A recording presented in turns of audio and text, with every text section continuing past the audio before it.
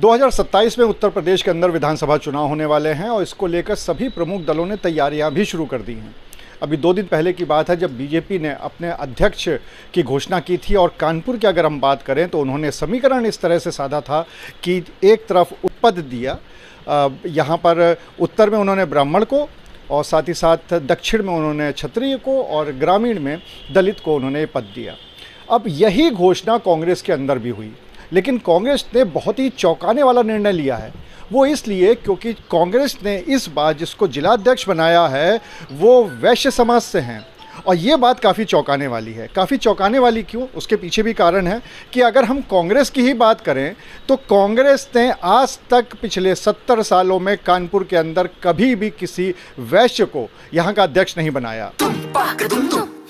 अरे श्रीमती जी, कुछ तो सस्ता लो, बचत करो। नहीं श्रीमान जी, सब बढ़िया लो, रहने दीजिए। इसमें क्या खास बात है? थोड़े में ज्यादा स्वाद, यही तो है इसकी खास बात। वाह मामा, क्या स्वाद है। अरे मेरे राजा, प्योर मसाला। ये एक महत्वपूर्ण बात है और ये ज़रूर है कि जो इस बार पद दिया है, जो अध्यक्ष बनाया है, वो बहुत पुराने कांग्रेसी हैं, विधानसभा चुनाव लड़ चुके हैं, मेयर का चुनाव लड़ चुके हैं और इसके साथ ही साथ वो केंद्र सरकार में भी एक चेयरमैन के पद पर रह चुके हैं। हम बात कर रहे हैं पवन गुप्ता की। पवन गुप्ता को कांग्रेस ने अध्यक्ष बनाया है और जो सबसे बड़ी बात है वो ये कि इस बार कांग्रेस ने कानपुर को 2 की जगह एक पूरे कानपुर का अध्यक्ष बना दिया है। यानी पहले उत्तर और दक्षिण का अलग अलग अध्यक्ष हुआ करता था, लेकिन इस बार उन्होंने पूरे महानगर को, कानपुर महानगर के लिए पवन गुप्ता को अध्यक्ष बनाया है। हमारे साथ खुद मौजूद हैं पवन गुप्ता, उनसे बात कर लेते हैं। पवन जी, सबसे पहले तो आपको बधाई अध्यक्ष बनने के लिए। सबसे बड़ी बात एक ये बताइए कि बहुत ही चौंकाने वाला ये निर्णय है कांग्रेस का, इसलिए क्योंकि पिछले 70 साल में जहाँ तक हमें जानकारी है कभी भी कानपुर में वैश्य समाज से किसी को भी अध्यक्ष नहीं बनाया गया। दूसरी बात, यहाँ पर हमेशा से एक बात होती रही है कि या तो ब्राह्मण को टिकट दिया जाता है, ब्राह्मण को लेके बात होती है, और या फिर दलित को लेके बात होती है। वैश्य समाज से पवन गुप्ता कैसे आ गए? एक्चुअली देखिए, कानपुर में मुस्लिम वर्ग तो सिर्फ भाजपा को हराने के लिए वोट देता है। उसके बाद सबसे बड़ा वर्ग यहाँ पर ब्राह्मण और वैश्य दोनों हैं, दोनों बराबर से हैं आबादी में। 6-6 लाख जनसंख्या है और 4-4 लाख वोटर है इनका। और इस स्थिति में कांग्रेस में ब्राह्मणों को प्राथमिकता मिलती रही है और वैश्य समाज को समझा जाता रहा कि ये बीजेपी के साथ हैं, इसलिए इस तरह की शायद सोच होगी। मगर आज पार्टी ने अपनी सोच बदली है और पार्टी ने समझा है कि वैश्य समाज और व्यापारी समाज को अपने साथ लेना है। वैश्य बहुसंख्यक व्यापारी होते हैं, इनको अपने साथ लेना है, क्योंकि सबसे ज़्यादा व्यापारी समाज परेशान है। अगर इनके समाज से नेतृत्व दिया जाएगा तो व्यापारी इनके साथ जुड़ेगा, इसलिए मुझे दायित्व दिया गया है। तो इसको तो फिर इस तरह से भी समझा जा सकता है कि अभी तक जो अध्यक्ष थे वो थे आपके नौशाद आलम मंसूरी। कहीं ना कहीं जो मुस्लिम वोटों का ध्रुवीकरण है वो उसके लिए उनका प्रतिनिधित्व हुआ करता था, अब आपको दिया गया है। तो ये भी तो हो सकता है कि कांग्रेस ये मान के चल रही हो कि मुस्लिम वोटों का एक बड़ा हिस्सा अब समाजवादी पार्टी में जा चुका है, तो ऐसे में उस कमी को पूरा करने के लिए वैश्य समाज से एक पदाधिकारी बनाया जाए। मुस्लिम वोटों का ध्रुवीकरण आप कह सकते हैं होता है, वो उसको होता है जो भाजपा को हराए। विधानसभा में समाजवादी पार्टी में चला गया था, मगर लोकसभा में आप देखें कि पूरा कांग्रेस को वोट गया और 4,22,000 वोट कांग्रेस के प्रत्याशी को मिले। ये स्थिति थी। पिछली लोकसभा का भी देखें तो सापा और बसपा के अलायंस कैंडिडेट को 48,000 मिले थे और कांग्रेस कैंडिडेट को 3,13,000 मिले थे। पूरा वोट मुस्लिम का मिला था। तो मुस्लिम वोट तो उसको जाता है जो भाजपा को हराए, उसको देता है। तो लोकसभा में वो मेयर में वो कांग्रेस को देखती है, विधानसभा में सापा को देखती है। इसलिए उसका फ़ायदा अलग अलग स्तर पर है और वो सोच समझ के अपनी भाजपा को हराने की रणनीति के तहत करते हैं। इधर हमारा और सापा का अलायंस हुआ है, इसलिए वो उसका वोट बंटने का कोई कारण नहीं बनता।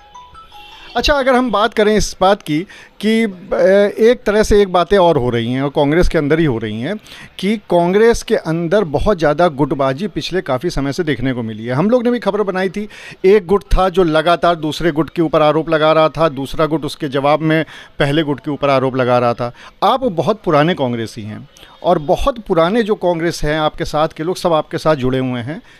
कहीं ये कारण भी है कि उस गुटबाजी को ख़त्म करने के लिए आपको लाया गया है ताकि ये जो नई पौध है कांग्रेस की और जो पुराने कांग्रेसी है, इनके बीच की गुटबाजी ख़त्म हो सके? निश्चित रूप से, जैसा आप कह रहे हैं कि कांग्रेस में जो गुटबाजी है उससे हमारा जो नेतृत्व, प्रदेश नेतृत्व और राष्ट्रीय नेतृत्व परेशान था, उसको दूर करने के लिए उन्होंने मुझे दायित्व दिया है और वो समझते हैं कि इनके रहने से गुटबाजी ख़त्म हो जाएगी। और मेरा पूरा प्रयास रहेगा कि कांग्रेस में गुटबाजी ना हो और सबको समानता के साथ, सबको अधिकार, उनके कर्तव्य, उनके दायित्व के साथ उनको कार्य करने के दिया जाए।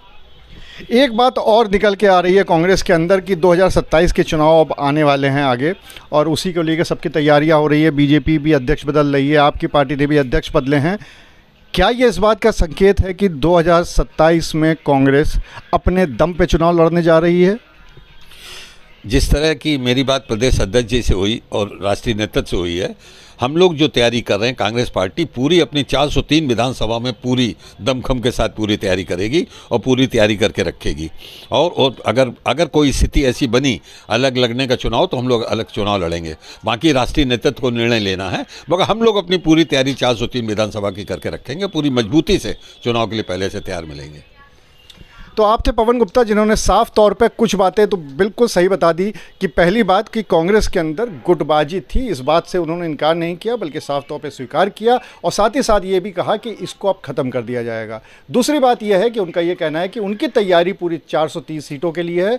2027 में अगर राष्ट्रीय नेतृत्व कुछ और तय करता है तो ये उसके ऊपर है, लेकिन वो अपनी तैयारी करके चल रहे हैं। अब देखना ये होगा कि कांग्रेस ने जो वैश्य पदाधिकारी बनाकर एक अपना पासा फेंका है, ये कांग्रेस कानपुर में कितनी ज़्यादा मजबूत हो पाती है, ये तो 2027 में ही पता चलेगा। अनुराग अग्रवाल, TV9 कानपुर। अरे श्रीमती जी, कुछ तो सस्ता लो, बचत करो। नहीं श्रीमान जी, सब बढ़िया लो, रहने दीजिए। इसमें क्या खास बात है? थोड़े में ज्यादा स्वाद, यही तो है इसकी खास बात। वाह मामा, क्या स्वाद है। अरे मेरे राजा, राजा मसाला।